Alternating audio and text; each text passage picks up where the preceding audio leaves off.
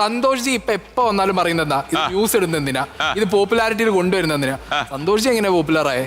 ആ നിൽപ്പ് കണ്ട എന്തൊരു പാവാ. നിന്റെ കംപ്ലീറ്റ് കാര്യങ്ങൾ അമ്മ അറിയട്ടാ. എനിക്ക് അമ്മയുടെ എല്ലാം പറയണം, നീ കൈവിട്ടെ. സോഷ്യൽ മീഡിയയില് സന്തോഷ് ജിയുടെ കണ്ടന്റ് സന്തോഷ് ജി വെച്ച് കണ്ടന്റ് ആക്കിയതുകൊണ്ടാണ് സന്തോഷ്. ആക്കളി വേണ്ട, അത്തരം ദാനങ്ങളൊക്കെ ഇപ്പൊ ഇവിടുന്ന് പോയവനെ പോലുള്ള തെണ്ടികളോട് മതി. ഞാൻ ആർക്കും അങ്ങോട്ട് പൈസ കൊടുത്തിട്ട് ഏട്ടാ പ്ലീസ് എന്റെ ഇന്റർവ്യൂ എടുക്കുമെന്ന് ഞാൻ ഒരു ഹോട്ടലെടുത്ത് പറഞ്ഞില്ല. നിന്റെ അടുത്തോട്ട് ഞാൻ കയറി വന്നോ? എന്നെ പൂജിക്കൂ എന്നെ പൂജിക്കൂ എന്നെ പൂജിക്കൂ എന്ന് പറഞ്ഞുകൊണ്ട് നിന്റെ അടുത്തോട്ട് കയറി വന്നോ? ഇൻസ്റ്റയിൽ പൈസ കിട്ടുന്നില്ലെന്നായാൽ അണ്ണനി പരിപാടി നിർത്തുവോ? പല നിർത്തുന്നില്ല. എന്റെ പെങ്ങളുടെ പുക കണ്ടേ ഇവിടുന്ന് പോവുള്ളൂ അല്ലേ? അദ്ദേഹം പണി തുടരും എന്ന് വരെ അറിയോ? ഇതേപോലുള്ള യൂട്യൂബേഴ്സ് എന്ന് വരെ ഇദ്ദേഹത്തിന്റെ ഇന്റർവ്യൂ എടുക്കുന്നോ അന്ന് വരെ ഇദ്ദേഹം തുടരും. എന്ന് ഇവര് നിർത്തുന്നു അന്ന് ഇദ്ദേഹം പണി നിർത്തും.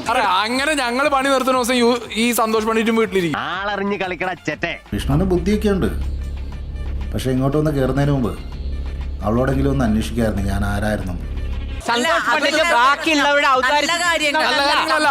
പോലത്തെ മൂന്നാംകിട ചാനലിനേക്കാൾ സബ്സ്ക്രൈബേഴ്സ് എനിക്കുണ്ട്.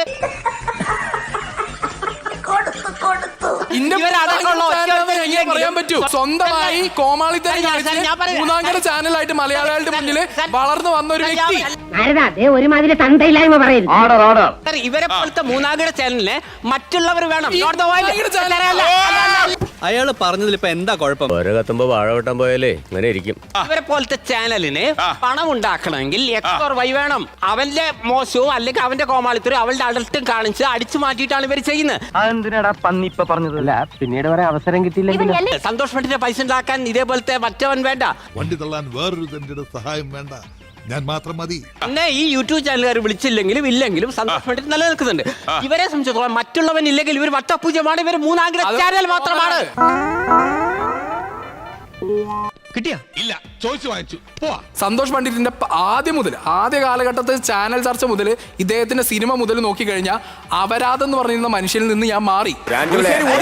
പറഞ്ഞവനോട് ഞാൻ യോജിക്കുന്നില്ല, പക്ഷെ കൊട്ടാരക്കര പറഞ്ഞവനോട് ഞാൻ ചെറിയൊരു യോജിപ്പ് പറയുന്നു. സ്വന്തം ഫ്രസ്ട്രേറ്റഡ് ആവുമ്പോൾ ഇതേപോലെ ബുള്ളി ചെയ്യുന്ന ഈ കൾച്ചർ ഇന്ന് ഇവിടെ എക്സ്പോസ്ഡ് ആയി. എനിക്ക് അപ്പോഴേ തോന്നി അവൻ ടോക്സിക് ആണെന്ന്. അദ്ദേഹത്തിന്റെ മൂന്നാംകിട ചാനൽ എന്ന് പറഞ്ഞാൽ ഞാൻ അതിന്റെ ഉത്തരം പറയാൻ വേണ്ടിയിട്ട് അദ്ദേഹം പറഞ്ഞു സന്തോഷ് പണ്ഡിറ്റിനെ കുറിച്ച് വളരെ മോശമായിട്ട് അദ്ദേഹം പറഞ്ഞു. സന്തോഷ് പണ്ഡിറ്റിന്റെ കോമാളിത്തരം അത് കഴിഞ്ഞിട്ടാ പറഞ്ഞേ. അതാണോ കാര്യം? അല്ല, അങ്ങനെ ഹത്യ ചെയ്ത സായിയെ ന്യായമാണോ ഇത് നായന്റെ മുഖത്ത് നോക്കി പറയാനുള്ള സ്വഭാവം സന്തോഷം പഠിച്ചോണ്ട ആള് സായിയോട് സായി എന്റെ കോമാളിത്തരം പറഞ്ഞപ്പോ എടാ നിന്റെ മൂന്നാംകിട ചാനലല്ലേ ചോദിച്ചേ. ഇപ്പൊ നിനക്ക് കാര്യങ്ങൾ പിടിയിട്ടില്ലേ? ഇനി മേല ഇത് പറഞ്ഞ ഈ കമ്പനിയുടെ പരിസരത്തെങ്ങാനും നിന്നെ കണ്ടാറുണ്ട്. സന്തോഷ് പണ്ഡിറ്റിനോട് തിരിച്ചൊരു വർത്താനാ. നീ അന്ന് നോവിച്ച് വിട്ടതൊരു പാമ്പിനെയാടാ. ഇപ്പൊ സന്തോഷ് പണ്ഡിറ്റിന് കോമാളിത്തരം പ്രശ്നമായി. കോമാളിത്തരം മോശമായിട്ടുള്ള ഒരു കാര്യമാണോ? നല്ല കാര്യമാണ് കോമാളിത്തരം. കിട്ടേണ്ടതൊക്കെ കിട്ടിയല്ലോ, സമാധാനമായല്ലോ. ഇനി സ്വസ്ഥമായിട്ട് വണ്ടി റോഡിൽ പോട്ടെ. ഈ ഒരു അവസ്ഥയിൽ എങ്ങോട്ടാണ് ഇവരുടെ ഒരു പോക്ക്? സബ്സ്ക്രൈബ് ചെയ്തിട്ട് വരാം.